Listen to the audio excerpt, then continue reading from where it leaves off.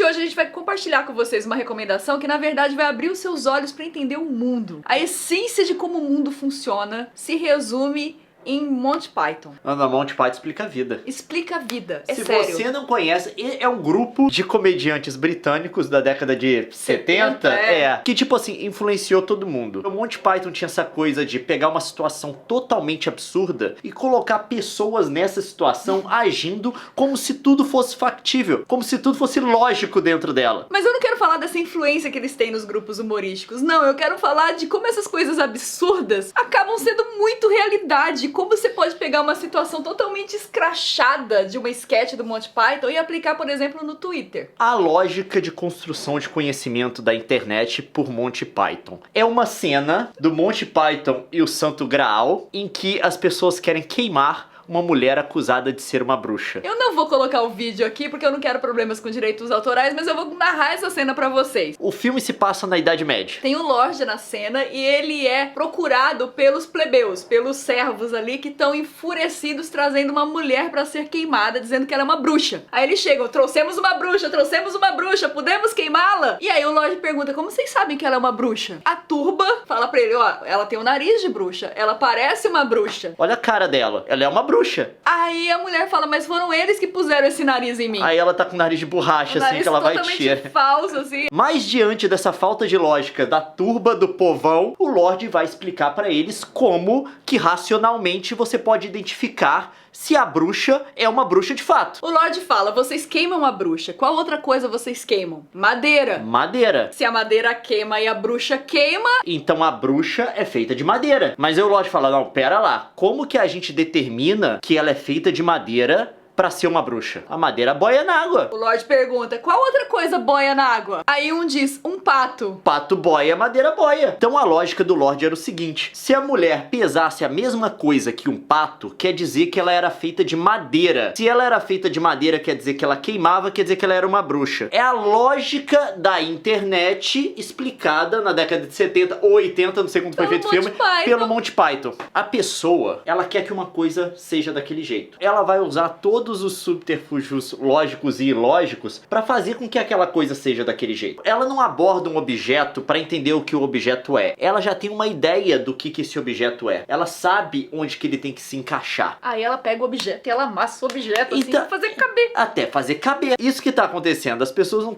estão abertas mais para aprendizado, estão abertas mais para saber o que de fato é. Elas têm uma concepção. O que importa é que a realidade se encaixe nessa concepção. Mas sempre foi assim. As pessoas sempre tiveram essa tendência. O problema é que antes isso não ganhava espaço, isso não tinha reconhecimento e hoje tem. O problema hoje é que opiniões embasadas acabam sendo recebidas com o mesmo valor de opiniões retiradas de um sovaco cabeludo. Sobre alguns temas ainda há espaço para achismos e achômetros, mas sobre outros não, tá consolidado. Eles estão consolidados, a Terra é redonda, desculpa. Ah, mas é a minha opinião. Tudo bem, você tem direito de ter a sua opinião, mas o mundo não pode achar que a sua opinião vale a mesma coisa que a opinião de um astronauta que foi pra Lua e viu que a Terra é redonda. Mas não é só isso. Hoje toda discussão política, toda discussão sobre economia, ela se encaixa nisso. E assim, eu não tô chamando você que quer fazer o objeto caber na sua teoria de burro, não. Eu tô só tentando trazer pra você um outro olhar. E eu vou te explicar por quê. Eu já estive no seu lugar. Na quinta série eu briguei com a minha professora de história, mas briguei feio. Briguei de levantar o dedo pra ela e falar, professora, eu não vim do macaco. Eu estava indignada com o fato de ter descoberto a teoria da evolução e que o homem tinha vindo do macaco. Por quê? Eu sou filha de Adão e Eva. Eu não vim do macaco porcaria nenhuma. Você tá com vergonha, eu sei. Mas não, eu já vi levantei adulto a minha voz. fazendo isso. Então, eu tinha 10 anos, eu já vi adulto de mais de 40 anos virar assim, não, eu não vim do macaco. Macaco, um bicho feio. Eu gosto de macaco. Mas meu problema era o seguinte, a minha ideia da minha origem, ela tava confrontando com uma teoria que não fazia sentido. Como o macaco foi tendo filhos e de repente aqueles filhos dos macacos viraram humanos? Não faz sentido isso. Não é que você veio do macaco. É que você tem um parente em comum com os primatas modernos, chimpanzé, gorila. Você tá justamente no ponto que eu quero chegar. A minha professora chegou e falou essa verdade. Vocês vieram do macaco. Aquilo foi chocante demais. Eu levantei a mão e a senhora pode ter vindo, eu não vim não. E aí o que aconteceu? Olha o fenômeno. Os meus colegas que também estavam chocados por essa revelação, mas não tinham coragem de dizer o que eu disse, todos me apoiaram. Então a classe ficou do meu lado e todo mundo, é isso aí, é Nilce, não sei o quê. A minha professora desistiu. Ela tava pra se aposentar, ela tava a vida ensina, larga pra lá. Deu um monte e falou, né? beleza, tá bom. Desculpa, dona Ilse, hoje eu sei que eu tava errada, mas a senhora não explicou direito o lance do macaco. Se explicasse também, eu não estava disposta a entender na época. É um ancestral em comum. Nós somos primatas, existem outros primatas. Alguns primatas são muito próximos da gente. O chimpanzé é o principal, tá? Depois do chimpanzé, tipo o gorila, também é muito próximo, mas não tanto quanto o chimpanzé. Nós tivemos um ancestral em comum. É por isso que nosso DNA é tão parecido. É por isso até que a nossa fisionomia é tão parecida. Mas você acha que com a minha classe me apoiando de ter lacrado na professora, eu ia dar moral pra qualquer explicação se ela viesse com essa explicação? Eu não ia dar moral. Que não. Porque eu já tinha feito o acontecimento ali. E o pior, o apoio da minha turma me deu a garantia que eu tinha feito algo certo do qual eu devia me orgulhar. Eu não pensei na época que éramos todos ignorantes iguais, entendeu? Todo mundo nivelado na mesma base do não sabemos o que estamos fazendo aqui. É esse que é o problema. E aí que tá, essa massa que tava me apoiando, que ignorava o assunto tanto quanto eu ignorava, eu só tinha olhos pra eles. Mas aí o tempo foi passando e eu fui tendo acesso a outras informações e a outras pessoas e entender o que minha professora queria falar. Eu tive acesso a opiniões melhor embasadas que se debruçaram sobre o assunto e estudaram aquele assunto e tinham um rigor de método pra comprovar aquilo que eles estavam defendendo. E isso fazia toda a diferença. Que o problema não é a quantidade de pessoas que apoiam a sua ideia. É a qualidade das pessoas que apoiam a sua ideia. A qualidade do argumento dessas pessoas. Exato, não estou desqualificando as pessoas, estou falando do que elas constroem enquanto conteúdo. Mas qual que é o problema da internet hoje? Alguém que tá vendo esse vídeo vai ter essa reação. Você viu a sua crença sendo atacada. Aí você não vai tentar estudar o fenômeno, o objeto que tá sendo discutido para entender melhor. Você vai no euestoucerto.com.br, né, lá na internet, e você começa a achar esses blogs, esse pessoal que coloca um monte de informação, de ponto, que meio que apoia o que você crê. Não são pessoas que têm conhecimento aprofundado da área. Não, é a minha turma da quinta série. É gente. A turma da quinta série, não.